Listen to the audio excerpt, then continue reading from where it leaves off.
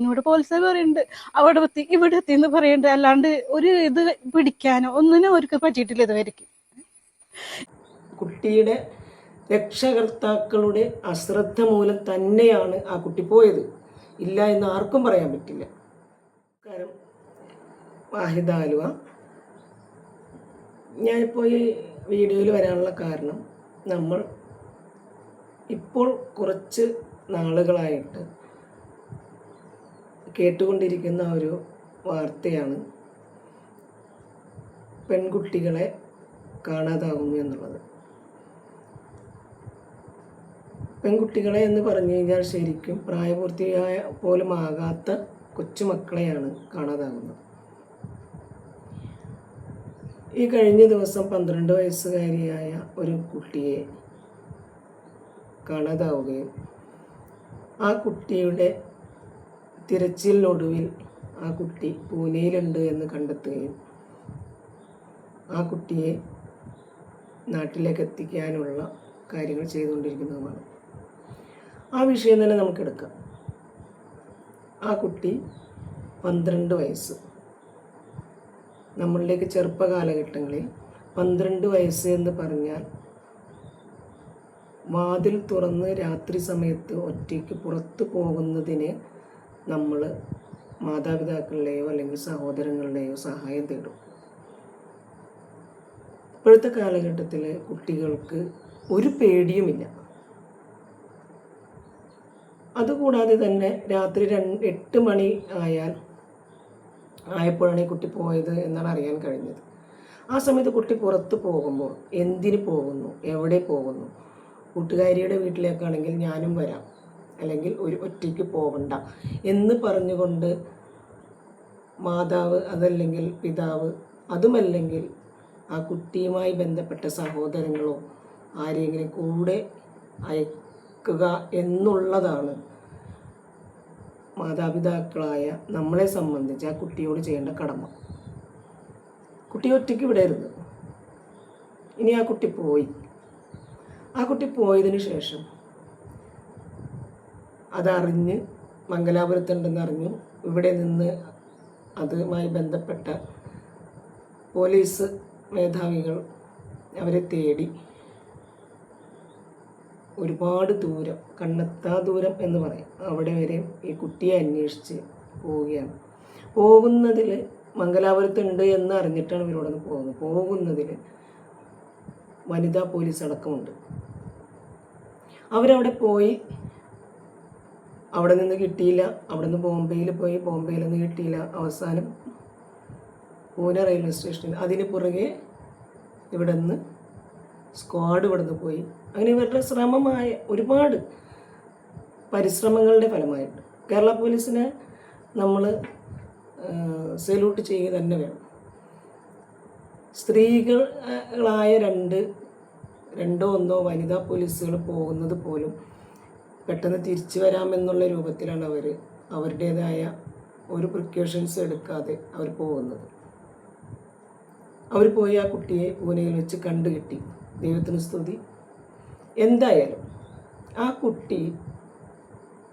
കുട്ടിയുടെ രക്ഷകർത്താക്കളുടെ അശ്രദ്ധ മൂലം തന്നെയാണ് ആ കുട്ടി പോയത്, ഇല്ല എന്ന് ആർക്കും പറയാൻ പറ്റില്ല. ആ കുട്ടി പോയി, അതിൻ്റെ പുറകിൽ പോലീസുകാർ ആ കുട്ടിയെ തേടിപ്പോയി. പെൺകുട്ടിയായതുകൊണ്ട് വനിതാ പോലീസ് അടക്കം പോയി.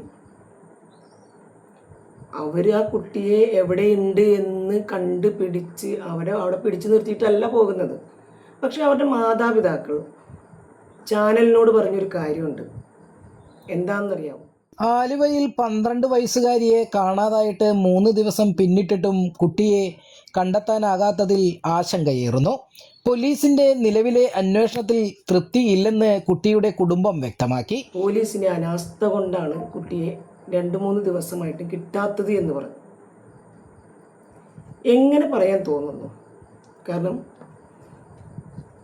രാവും പകലുമില്ലാതെ യാത്ര ചെയ്ത് കുട്ടിയെ എടുക്കാൻ പോകുന്നത് അവരുടെ ഡ്യൂട്ടിയുടെ ഭാഗമായിട്ടാണെങ്കിലും ഇത്ര മൈലുകൾക്കപ്പുറം പോയി കുട്ടിയെ കൊണ്ടുവരണമെന്നുണ്ടെങ്കിൽ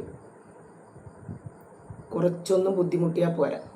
അത് മനസ്സിലാക്കാതെ തൻ്റെ കുട്ടി ചെയ്ത തെറ്റ് മനസ്സിലാക്കാതെ, അല്ലെങ്കിൽ ആ കുട്ടിയെ തിരിച്ചു കൊണ്ടുവരാൻ ഇത്രയും ഇനിഷ്യേറ്റീവ് എടുത്ത് പോയ പോലീസുകാരെ അവരോട് ചേർന്ന് നിൽക്കാതെ അവരെ കുറ്റം പറയുക, അത് ചാനൽ വഴി അത് പുറത്തേക്ക് വിടുകയാണ്. മനസ്സിലായില്ലേ? ചാനലുകാർക്ക് കൊടുക്കുകയാണ്. എന്ത്? എൻ്റെ കുട്ടിയെ കാണാതായിട്ട് പോലീസുകാർ അല്ലെങ്കിൽ പോലീസ് മേധാവികൾ അനാസ്ഥ കാണിക്കുന്നു. വളരെ മോശം. എന്തായിക്കോട്ടെ, രാവും പകലും ഇപ്പോഴും അവരെത്തിയിട്ടില്ല എന്നുള്ളതാണ്. രാവും പകലും ഈ കുട്ടിയുടെ പുറകെ നടന്ന കുട്ടിയെ പിടിച്ചു കൊണ്ടുവന്നപ്പോൾ കിട്ടിക്കഴിയുമ്പോൾ പോലീസുകാരെക്കാൾ നല്ലവരായിട്ട് ആരുമില്ല എന്ന് പറയും. എന്നാൽ അതിനുവേണ്ടി എടുത്ത, ഇവിടെ നിന്നിട്ടാണെങ്കിലും യാത്ര ചെയ്തിട്ടാണെങ്കിലും അതിനുവേണ്ടി എടുത്ത ഇനിഷ്യേറ്റീവ് അത് ആരും മനസ്സിലാക്കില്ല. ശരിക്കും ഇൻസ്റ്റാഗ്രാം എന്ന കുട്ടികളെ വഴിതെറ്റിക്കുന്ന, കുട്ടികളെ നല്ലത് ഉണ്ട് അതിൽ, എങ്കിൽ കൂടി ചീത്ത മാർഗം തിരഞ്ഞെടുക്കുന്ന ഇൻസ്റ്റാഗ്രാം വഴി പോലുള്ള ആപ്പുകൾ കുട്ടികളിൽ നിന്ന് നിയന്ത്രിക്കേണ്ടത് വളരെ അത്യാവശ്യമാണ്.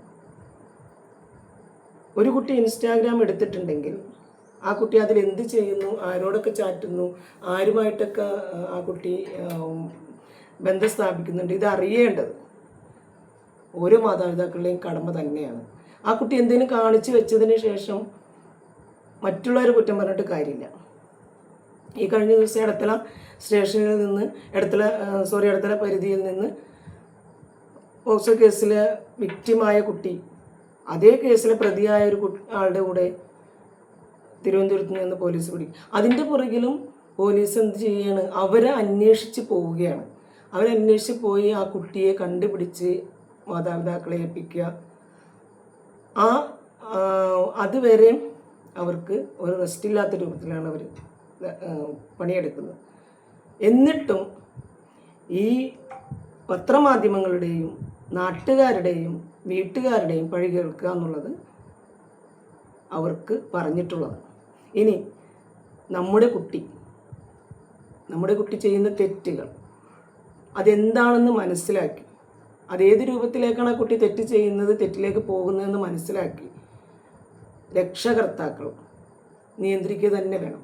മുമ്പ് ചൂരലെടുത്തിരുന്ന കാലമുണ്ടായിരുന്നു. ആ ചൂരലെടുത്തിരുന്ന സമയത്ത് ഈ കുട്ടി നമുക്കൊക്കെ തെറ്റ് ചെയ്യാൻ, വീട്ടിൽ നിന്ന് സ്കൂളിൽ നിന്ന് വീട്ടിലെത്താനായിട്ടൊരു സമയം വൈകിയാൽ നമ്മളെ ചൂരലെടുത്ത് തല്ലുന്ന ഒരു കാലഘട്ടം ഉണ്ടായിരുന്നു.